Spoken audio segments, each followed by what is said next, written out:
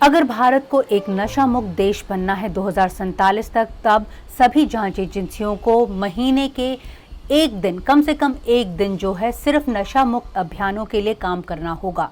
ये कहना था केंद्रीय गृह मंत्री अमित शाह का जब वो एंटी नारकोटिक्स टास्क फोर्स का जो एक समारोह है उसमें शिरकत कर रहे थे, जिसमें देश भर से जो नशे से जुड़े हुए अधिकारी थे, जो इसके खिलाफ अभियान चलाते हैं, नारकोटिक्स कंट्रोल ब्यूरो के अधिकारी थे, वो इसमें शिरकत कर रहे थे। दरअसल अगर हम भारत की बात करें तो सभी का ये मानना था कि भारत में एक साइलेंट एपिडेमिक जो है वो धीरे धीरे पसर रहा है, यानी जो ड्रग की प्रॉब्लम है, नशे की प्रॉब्लम है, वो धीरे धीरे पसरती जा रही है। और अगर अभी से ही उसके ऊपर काम नहीं किया गया तो आने वाले समय में भारत के लिए एक बहुत बड़ी चिंता की बात होती है। केंद्रीय गृह मंत्री ने भी इस ओर जो है वो सभी का ध्यान जो है वो आकर्षित किया। उनका कहना था क्योंकि हमारा देश यानी भारत जो है उसकी सबसे बड़ी दिक्कत ये है कि वो गोल्डन ट्रायंगल यानी जो 3 देश हैं जिनमें म्यांमार, लाओस और कश्मीर आता है, और साथ में गोल्डन क्रेसेंट जिसमें अफगानिस्तान, ईरान और पाकिस्तान आता है, वो हमारे देश के आसपास है। और सबसे ज़्यादा जो नशे का धंधा है वो इन्हीं इलाकों में होता है। तो इससे निजात पाने के लिए सभी जांच एजेंसियों को इकट्ठा मिलकर काम करना होगा, तभी 2047 तक भारत जो है वो नशा मुक्त भारत का खिताब जो है वो पा सकता है। केंद्रीय गृह मंत्री का कहना था कि इसके लिए एक जीरो टॉलरेंस की पॉलिसी जो है वो केंद्र सरकार लेकर आई है, जिसमें 3 लेयर्स जो हैं वो बनाई गई हैं। 3 लेयर्स हैं जो ड्रग कार्टेल्स को रोकेंगी। पहला जो है कि एंट्री पॉइंट पे ही उन्हें रोका जाए। दूसरा जो है वो एंट्री पॉइंट से जिस तरह से वो राज्य तक पहुंचती है, अलग अलग राज्यों तक पहुंचती है, उन्हें वहां पर भी उनके ऊपर कार्रवाई की जाए। लेकिन सबसे अहम बिंदु जो जिस बात पर उन्होंने गौर दिलाया वो ये था कि किस तरह से जब वो राज्यों में पहुंच जाती हैं और गली नुक्कड़ के पनवाड़ियों के दुकानों पर जब वो एक छोटी छोटी पुड़िया जो नौजवानों को दी जाती है उस तक पहुंचती है, जांच एजेंसियों को वहां तक पहुंचने की जरूरत है। और इसलिए उन सब को जो है वो मिलकर काम करना होगा, तभी आने वाले समय में जो है इसके नतीजे दिखेंगे। साथ में उनका ये कहना था कि अभी जिस तरह से देश में काम हो रहा है, अच्छा काम हो रहा है, अभी तक 372 जिले जो हैं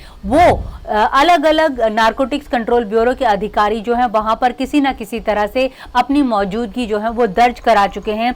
लगभग 10 करोड़ लोग जो हैं उनके अलग अलग अभियानों से जुड़े हैं। यही नहीं, 3 लाख संस्थाएं हैं वो भी उनके साथ जुड़ी हैं। लेकिन बावजूद इसके अभी भी ऐसी कई जमीन है, बहुत सारी जमीन है जहां पर इस मामले की जो शुरुआत है वो नहीं हुई। केंद्रीय गृह मंत्री का कहना था कि 272 जिले अभी भी ऐसे हैं जहां पर इस तरह का अभियान जो है वो शुरू नहीं हुआ, और भारत सरकार को इन्हीं इलाकों में अपनी बात जो है वो ले जाने की जरूरत है, चाहे इसके लिए उन्हें धार्मिक गुरुओं की भी मदद लेनी पड़े। केंद्रीय गृह मंत्री का कहना था तो पुलिस वालों को इससे पीछे नहीं हटना चाहिए।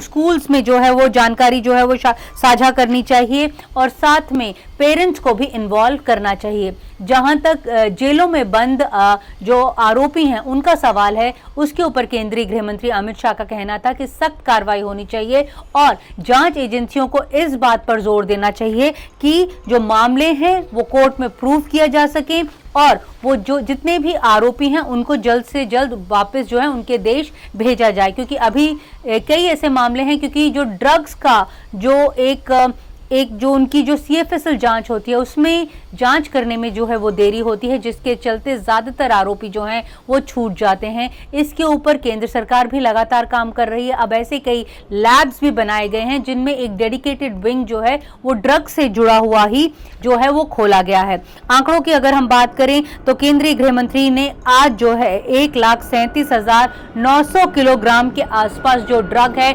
उसे डिस्ट्रॉय किया।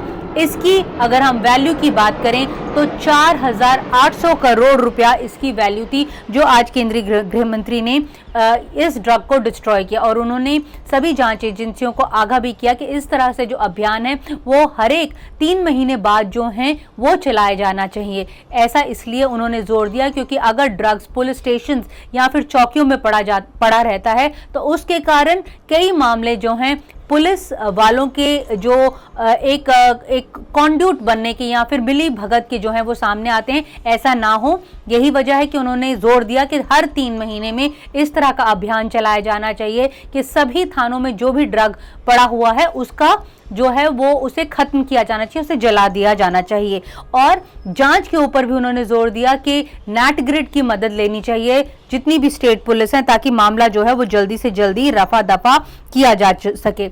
आंकड़े जो हैं केंद्रीय गृह मंत्रालय के, उन्होंने इस बात को बताने के लिए बताए कि किस तरह से जो केंद्र सरकार है वो फोकस तरीके पे ड्रग्स के खिलाफ जो है वो कार्रवाई कर रही है। उनका कहना था कि 2004 से 2013 तक लगभग 26 लाख करोड़ का जो ड्रग है वो पकड़ा गया था, और इसकी संख्या जो है वो 2014 और 2025 में 1 लाख करोड़ की जो है वो हो गई थी। तो यानी जो इतना ज्यादा इजाफा इसलिए हुआ था, उनका ये कहना था कि जो जांच एजेंसियां हैं वो सतर्क हो गई थी। जहां तक डिस्ट्रॉय करने का यानी खत्म करने का सवाल था, उनका ये कहना था कि 2014 तक लगभग 3,63,000 जो ड्रग है वो डिस्ट्रॉय किया गया था किलोग्राम, और इसकी जो मात्रा है वो अगले 10 सालों में यानी 2014 से लेके 25 तक जो है वो 35 लाख के आसपास हो गई थी। तो कितनी शिरकत से जो जांच एजेंसीज हैं वो कार्रवाई हैं वो कर रही हैं। यही नहीं, उनका ये भी कहना था कि लगभग अगर हम एक्यूज्ड के पकड़े जाने की बात करें तो 2004 से लेकर 14 तक लगभग 1,73,000 आरोपी जिन मामलों में अलग अलग मामलों में पकड़े गए थे, तो ऐसे ही 2014 से 25 तक अब 7,61,000 जो लोग हैं वो पकड़े जा चुके हैं।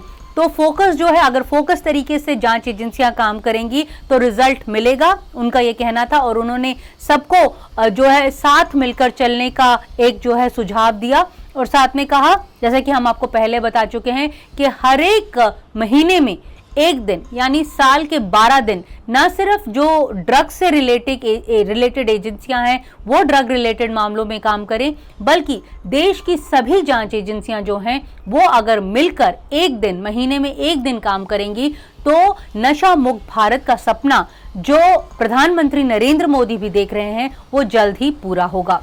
नई दिल्ली से नीता शर्मा, जनसत्ता के लिए।